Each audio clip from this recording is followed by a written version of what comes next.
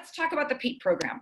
Our undergraduate program is where our K-12 licensure program is housed. Students who are in these courses leave our program certified to teach K-12 physical education in the state of New Mexico.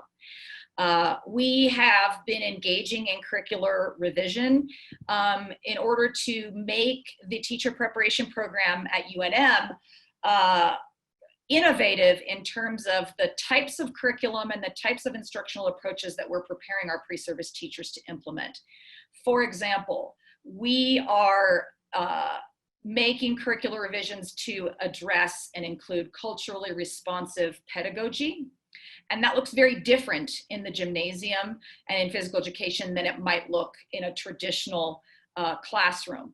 And we are also adding curricular content around social emotional learning and how physical education and physical activity is inherently moral and provides a unique opportunity for children to practice social emotional skills. Our brilliant doctoral student, Caitlin Olive, this is her expertise. She'll talk to you a little bit about that. And then one of the things that's really important to us is we are adding more real life authentic field experiences in New Mexico schools into the PEAT program. The students were already doing student teaching and some methods experiences, but I have really pushed to get the pre-service teachers out early and often, sometimes in their very first course, and obviously in a developmentally appropriate way. And then we are doing a significant push with recruitment and retention efforts. We are strengthening our relationships with high school physical education programs to talk to high school students about PE and becoming a physical educator. And we hosted local students on our campus last year, and those were really quite fruitful, but I don't think we're fully going to see the fruits of that labor for another year or two potentially. But those are some of the things we're doing with that program. We have a fully online master's program, which has grown 300% approximately, and Dr. Perry can correct me on this if this is wrong, since going fully online the fall of 2018. This program is focused on K-12 practitioners. Most of our students are from New Mexico, but some of them are from different states. And this program is specifically focused on enhancing the knowledge and expertise in practicing physical educators in analyzing teaching behavior, supervising pre-service teachers, becoming more familiar with the literature in physical education, why curriculum looks the way it does, why effective teaching is what it is in the body of research around those topics. And then finally, we have a doctoral program. This program existed prior to my arrival, but at that time didn't have any students in it. With support from administration, that program reopened last fall with our inaugural class of 3 wonderful students. And this year we will have 7. We have 4 new doctoral students who are joining us. This program is focused on preparing PEAT scholars, preparing people to be teacher educators, but to also conduct rigorous research in the area of sport pedagogy. And our objective is to provide them with the knowledge and skills and experience in the 3 components that they need to be successful as a faculty member: teaching, PEAT courses, research in sport pedagogy and becoming an independent researcher, and then also service. Service to the institution, service to the local community and to the state, and then also service to our profession at large. And the PEAT faculty guide the students in opportunities to get this experience and then support in how to develop their expertise in these areas. And then finally, the Pedagogy Research Lab is housed within the doctoral program. So what is the Pedagogy Research Lab? I established it in fall of 2019, and the purpose of the Pedagogy Research Lab is to provide doctoral students with experience in all phases of the research process, from design and considering theoretical frameworks, IRB to data collection, data analysis, manuscript preparation, manuscript submission, dealing with the review process, and then also grants personship. And through their practical work in the lab, we hope for them to develop the skills and the knowledge necessary to become independent researchers when they leave our program. And the Pedagogy Lab is focused on, we conduct research in 2 areas. We're generally concerned with the promotion and study of quality physical education practices. And then we have a specific line in teacher socialization where we examine how physical educators choose PE as a profession. What are the factors that influence them to make this decision? How do they experience teacher preparation programs? What do they do with those skills when they exit the program and are inducted into the profession and become physical educators? And what are the factors that influence the way PE teachers feel about their jobs and their views and beliefs about being a physical educator? We have lots of current projects, but I'm only going to highlight 2 as they are good examples of these 2 lines. The first bullet point there you'll see is a project that is in manuscript preparation, actually. We spent the last year working on this project with our colleague, Dr. Nick Washburn at Western Washington University. And that project is examining the influence of secondary field experiences, so field experiences in either middle school or high school, on pre-service teachers' motivation to teach secondary PE. And this is grounded in an underlying assumption and research that indicates that many times secondary physical education programs lack the evidence-based practices that some of the elementary practices do. And Dr. Washburn and I were really interested in what's going on in secondary field experiences, and how do the pre-service teachers receive these experiences, and what do they think about possibly choosing to teach at that level in the future. And that manuscript is in preparation and was just submitted to be presented at Shape America, our national entity, in the spring. And the second project, this one we're doing some additional data analysis on understanding the socialization process for a Latino immigrant pre-service physical educator. This is a single case study, an in-depth and longitudinal look at one exceptional young man in our program who has a fascinating life history and life story. And all of the socialization literature in physical education documents the experiences of white middle-class individuals. And we know that we need more people from diverse backgrounds teaching physical education as schools are becoming more and more diverse. And so one of the things that I love about being in New Mexico is, I've been conducting research in socialization for 10 years. And this being here provides me the opportunity to dig into some really important questions, provide me some new areas within my line. And the students in the lab are also working on this project. So our future project, and I'm going to go in depth in this one later in our time together, is a project that is going to start here quite quickly, probably in August, looking at, we are going to be providing a professional development initiative for physical education teachers in New Mexico around how do I teach high quality physical education during COVID and be adhering to CDC guidelines for social distancing and sanitation and things like that. This project is an incredible opportunity for us. The state contacted me and reached out to us and said, we're going to have these funds available, and would you be interested or willing to do this work with us and on our behalf? And of course I said yes. So I'll talk a little bit more about that in detail in a couple of slides. I want you to meet Chris Mellor and Caitlin Olive. Each of them are going to tell you briefly about a quick overview of their story. Chris, you'll hear from Chris first, and then I will turn it over to Caitlin. And then at that point, I'm going to open it up if you have questions that you want to have a few minutes of conversation with these 2 brilliant, aspiring PE scholars. And then Brianna, I don't know if you want folks to put questions in the chat and you want to facilitate that. I'll let you handle that if that's okay.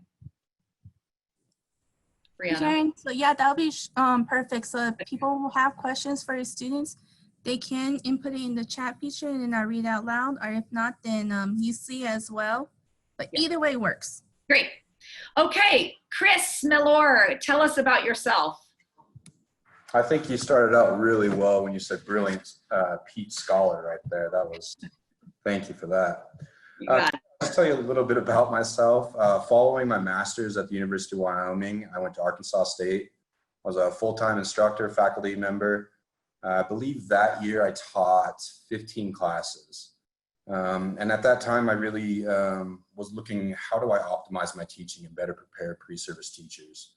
And so my research interest kind of started to align with that. And I looked into how can I better prepare pre-service teachers for teacher socialization issues, which lined up really well with Karen. And actually yesterday, I just successfully had my dissertation proposal on teacher washout. And that's another one where I'm just trying to, as much as possible, figure out a little bit more about what I can do to prevent that so that my students are coming out of the program ready to teach with proper pedagogy. So following the year at Arkansas State, I started my PhD at the University of Alabama. It was an incredible experience, and I felt after year one that University of New Mexico might be a little bit better of a fit. I really came to UNM to work with Karen. She has an incredible way about her to make the Pedagogy Lab feel a lot like family, and how much she cares about her students is something that I really want to model some of my teaching off of. And again, also to be part of the things like the Pedagogy Lab, it's really providing me some practical experience to get involved with research with Karen and other people across the country. As being a hopeful faculty member in the future here, this experience is priceless to me, as I get to be involved with data collection, data analysis, manuscript write-up, sometimes just the preparation and the free-flowing thoughts about what we could do next and different ideas. It's been really important to me to have this experience, and you know, I can't say enough about Karen, as she's kind of the leader of all this, and everything that she does for us is incredible. And I know at all times she has our best interests at hand. So, but Thank you so much. Thank you. Caitlin, Miss Caitlin. Hi, everyone. I'm Caitlin, as Karen said. I am in my second year at the University of New Mexico. I got connected with Karen because I also went to the University of Georgia and worked with her former advisor, Dr. Brian McCulloch. While I was there, I worked with an after-school program that worked with underprivileged children, and I realized the need there for social-emotional skills. So I got involved with my thesis project being in social-emotional learning, and I focused on trying to help them and give them skills that they could use for the rest of their lives, while simultaneously giving me a project to work on. So my interest in research began at the University of Georgia, and I looked for ways to expand on that. And so I got connected with Dr. Karen Goodrow, who has been nothing but wonderful to me. If it tells you how much I love her, I was willing to move from the East Coast to the West Coast to be with her. And if she ever moved again, I would follow right behind her. So I am super grateful for the opportunity.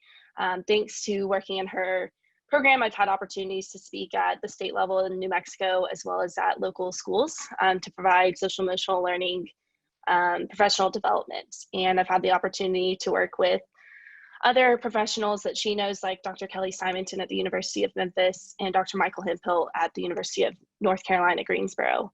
So my focus is all on social emotional learning and how we can apply that in K through 12 settings, both during school and after school. And I could not do any of that without this lab. And it's given me an opportunity to also collaborate with people like Chris and Adriana, and I'm looking forward to our 4 new students this fall. Thank you, Caitlin. So you see there on the bottom, our other students are listed there. Adriana Lucero is from New Mexico, and then our 4 students that are coming in to begin this year are listed there at the bottom. Brianna, if you would facilitate, if there are any questions that have been submitted, this would be a great time to chat.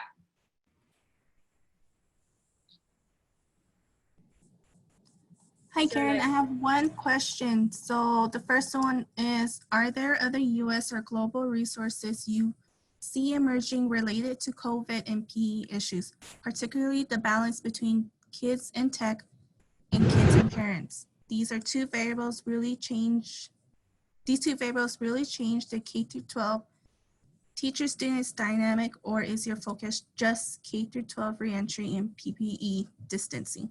Mm-hmm. Ooh, that was a lot. Sorry. That was a lot.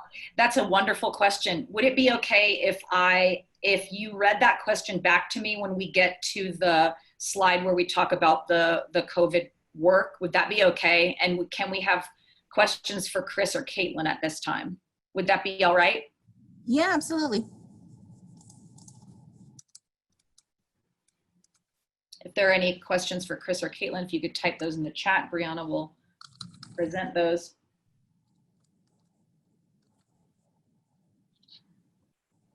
Are you seeing any, Brianna? Not yet. No. Okay. Okay. They did such a great job that there are no questions. See, I told you they were brilliant and amazing. Okay. So now we'll talk a little bit about quality physical education in New Mexico during COVID. We will be conducting a professional development initiative to provide physical education teachers in New Mexico with ongoing professional development and technical support for the delivery of high quality physical education this next upcoming year, and adhering to CDC guidelines, and then following the guidelines of our professional association, Shape America, who has presented guidelines specific to school-based physical education. This is a contract for the 2020-2021 academic year, and the funds for this project originate in the CDC as there is a Healthy Schools grant or a Healthy Schools project. There are 16 states in the US that have Healthy Schools grant. New Mexico is one of them. So this Healthy Schools project is ongoing, and this money for the COVID support is coming in underneath that existing project. So I want to say the end of May, beginning of June, I got a phone call from the person at NMPED, who is the director of the Healthy Schools grant. And she said to me, we just got word from the CDC that these funds are going to be available to support physical educators around doing this work during COVID, during this very unique time. And I'm wondering if you and your team would be interested in doing this work. And of course, I said we would be honored to do it. And so that's sort of a bit of background on the initiative and where the funds are coming from. So the purpose of the Healthy Schools grant is just to enhance infrastructure and improve nutrition, physical activity, physical education, health ed, and chronic disease management in New Mexico. The professional development program that we have planned is going to have 3 components. And Ashley, will you talk about those? Can you go through those really quickly for the group? Sure, yeah. For the teachers this year? You bet.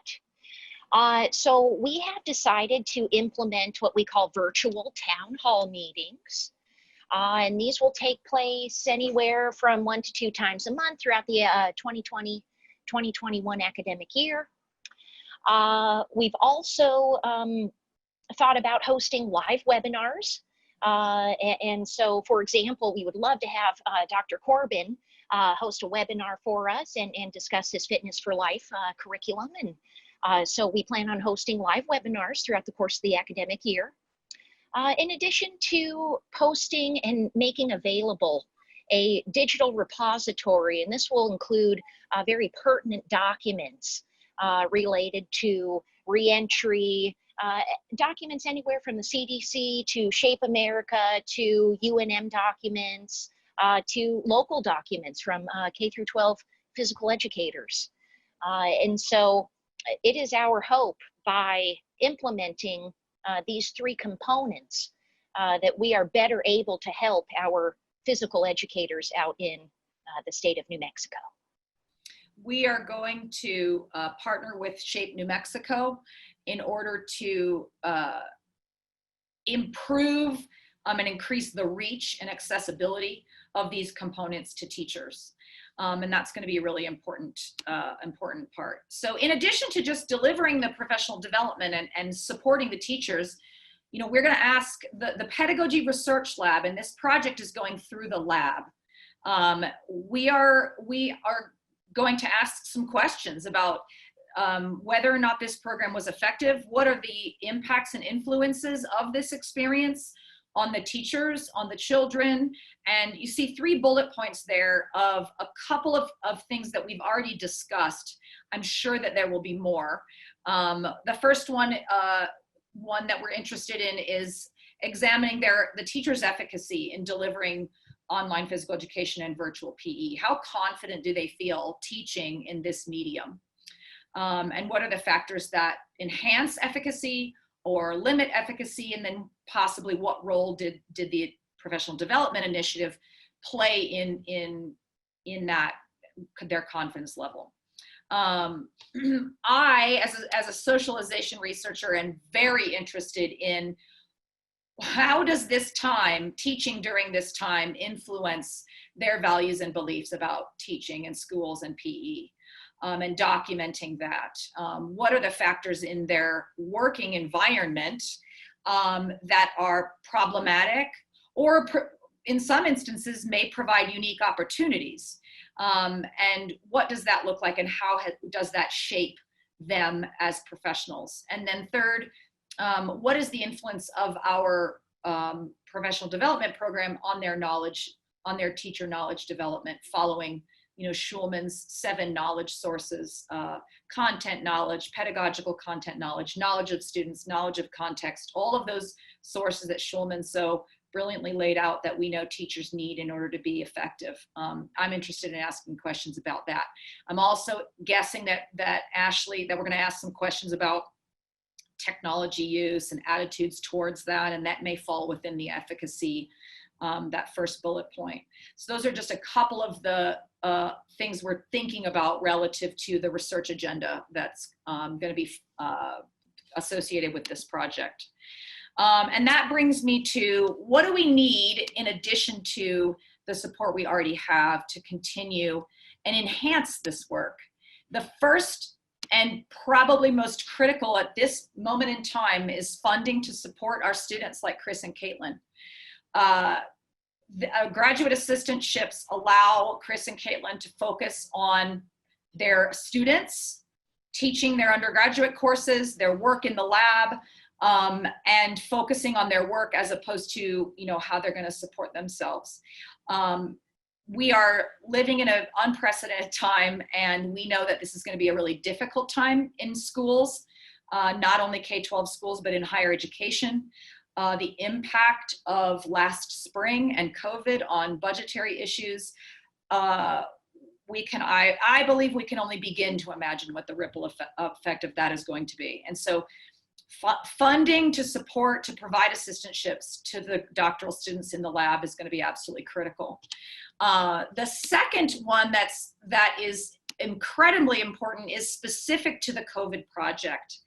I've been talking with Dr. Corbin about the Fitness for Life curriculum and support materials, and providing those to our teachers who participate in this professional development, the CDC project that we're doing this upcoming year.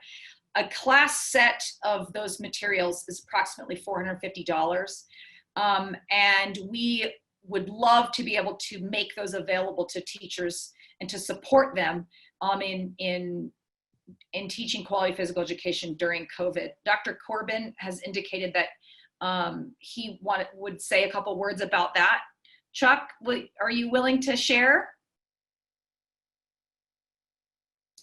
I had to unmute there. Sorry, it took me a second. You're Yeah, good. let me make it quick, but I'll be back in touch with Karen and the team at UNM. And if any of you want to contact me directly for assistance, I'll be able to help. I know you got a lot on the agenda, so let me try to make it quick. Starting in the spring, I had a lot of contract. I've been retired for 15 years from UNM, ASU, but I continue to write, and Fitness for Life is an evidence-based program based on research, and it's a standards-based program, and it has a textbook and typically uses classroom sessions. So when the epidemic or the pandemic hit in the spring, we started to get phone calls from people saying, can you help us? You know, we're going to have to go online and we don't know what to do. So I got together with Human Kinetics, and they made available digital books in PDF format at a very reduced cost. And for example, when New York was so hard hit, New Rochelle was one of the early groups that was very hit. We went in and helped them, and they were able to conduct their program online, totally online. And these resources are already available. There's readings in the text, there's worksheets, portfolios, quizzes, PowerPoints, videos, everything has been vetted. And I don't want to sell a program. They're not making any money on this. So then Texas called, and we helped many schools in Texas. And when I saw Karen's this program, I contacted her. We had a Zoom session. Human Kinetics is willing to offer classroom sets for 30 students on digital format with all of the resources, which is really at least 5 times as much as they're offering it for. So for $450, I'm going to donate 1 set. And the other thing that's important is that in the spring, Arizona State University had another problem that a lot of you are going to confront, and that is, what are student teachers going to do? What are you going to do if you're a supervisor of student teachers out in the school? So I got together, Ashley, with Dr. Vandermars, and we made available a bunch of our resources for free. And what we did is help them implement some classes online so that the student teachers would have something to teach. So my idea is that if a school wants these classroom sets, they've got to agree to take a student teacher this fall who can teach on this, so that we can have a quality experience for a student teacher, as well as all the students that are out there in the schools. One last point I think that's important is they're going to be developing at UNM this set of assets for the schools. Because one of the problems that teachers have told me, as many of them write and say, help me, how can you do this? Oftentimes they want information for free. And in some cases, we've given that information. But the point is that if you're a teacher, as all of you, 45 of you that are out there know, you can't just go on the internet and choose a video and choose this and a PowerPoint presentation without vetting them. You've got to make sure that that information is good information, and we can help teachers because all of this information is vetted and it's research-based and there's studies to prove it.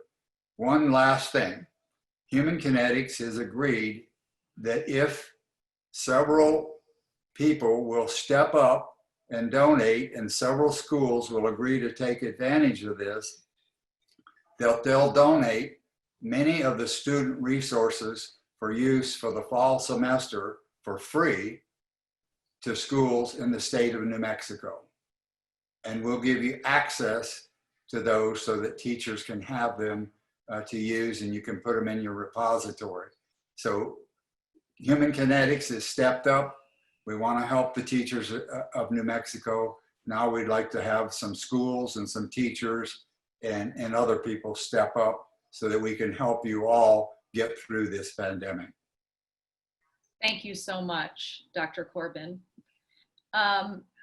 At this point in time, I want to bring your attention to the bottom of the screen. And if you want to learn more about how you can support the Pedagogy Research Lab, please reach out to Mary.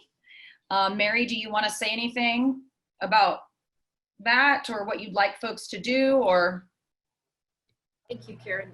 I'd like to mention that if anyone has any leads for our Pedagogy Research Lab, such as a foundation that's a potential funder, or individuals who might be interested in helping themselves, don't hesitate to reach out to me. I'd also like to note that there's a question in the chat that I believe is for Dr. Corbin, and I'll read this question. The question is Fitness for Life appropriate for elementary and secondary, or just secondary? Well, let me answer that program, because that's one of the things that Karen asked, and I know she's familiar with it. So she wasn't asked, is it appropriate? She knows that it is. She was more or less asking to what extent would resources be available, for schools in New Mexico. So let me give it to you quickly. There's a secondary program that is typically taught in the 9th grade and is usually taught either on a 1 semester or semester basis. It's evidence-based and has research support. It meets all standards, all 5 Shape America standards. So even though it's fitness-based, it is a total program. That is available, and that is the one for which we can give a classroom set. However, there's also a middle school program that has a text and all of its resources. So if a school chooses, they can get the same deal for the middle school as they can for the high school. It's typically a 9-chapter or 9-week kind of thing that's integrated through a school year, but in the pandemic, it could be stretched out. The elementary program is video-based, and it has a classroom textbook for every grade level, K through 6, and it involves classroom teachers assisting with the program. After I talked to Karen, I checked with Human Kinetics, and the problem is that the videos are on DVDs. So we're trying to figure out a way to get them, they're digital, but get them on a platform where they could be loaded into a school's, for example, learning management system. And by the way, either of these programs can be, the high school program and the middle school can be loaded on your school management system, Google Classroom, and we have webinars readily available that New Mexico can use for free to learn how to do that. Or it can be done totally by use of email. So even if a school is a small school, like, I don't know what Estancia High School has now, but like it was then, we always didn't have what everybody else had. And if a school doesn't have that, a teacher can teach the class from their own computer using only email. I'll let you know if we're successful in getting this up, because if we could, then we might be able to give a site license to a school so that all the classroom teachers and the PE teachers in schools could get these, because they contain exercise breaks as well as conceptual information in the digital videos. I hope that answers your question. If not, ask another one and I'll try to answer it.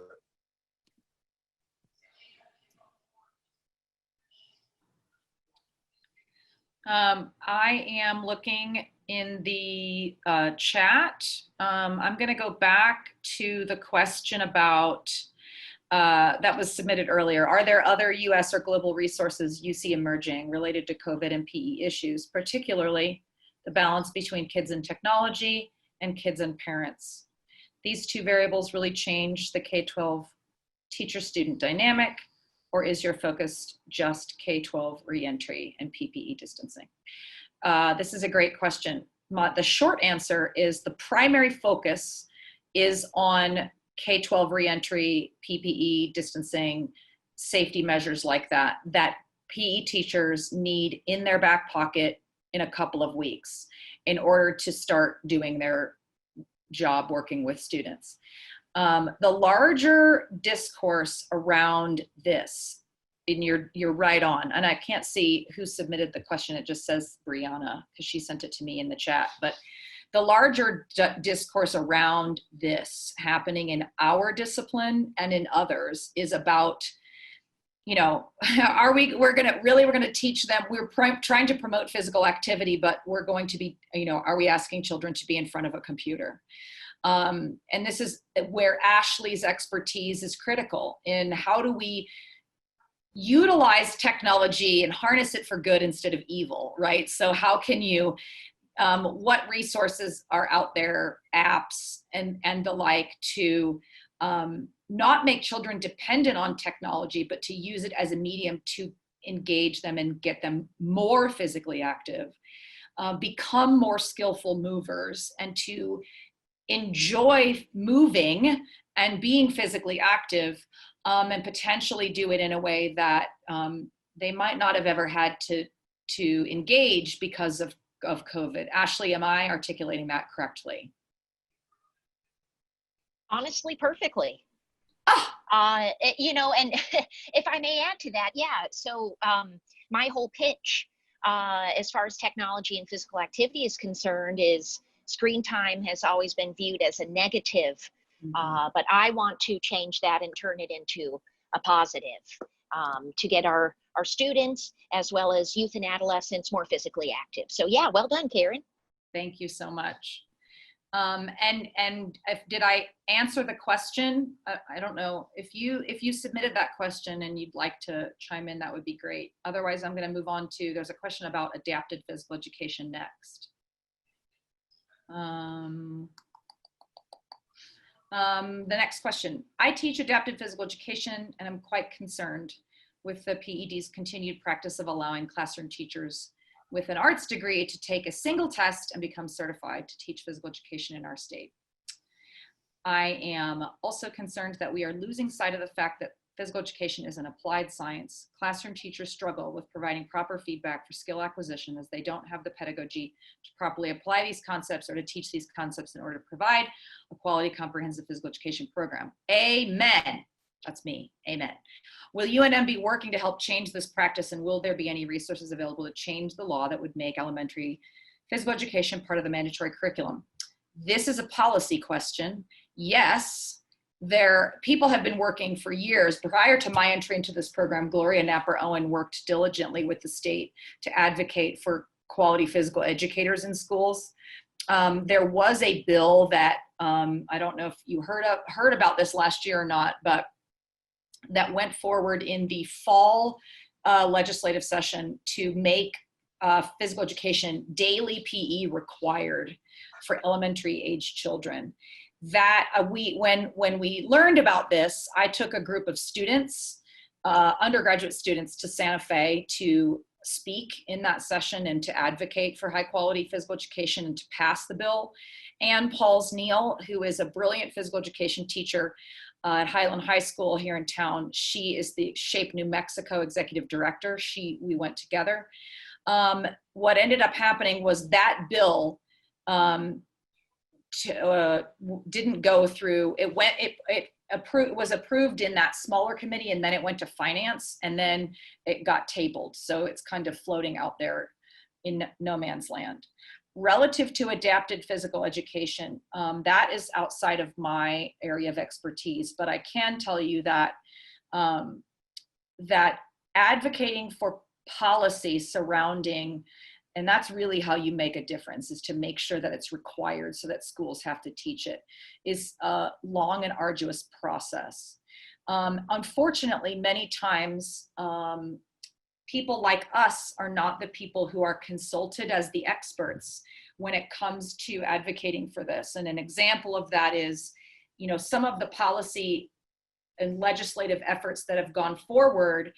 The Mimi Stewart is the representative who actually put that forward, and she's doing a fantastic job.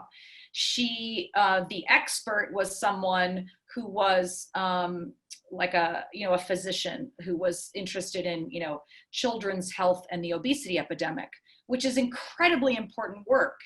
The problem becomes when legislators ask questions of that expert that are about schools and physical education, and that expert might not have, the skill set or the knowledge to answer those questions. And so we really need to get involved in advocating for school-based physical education. We welcome any help in efforts in this area.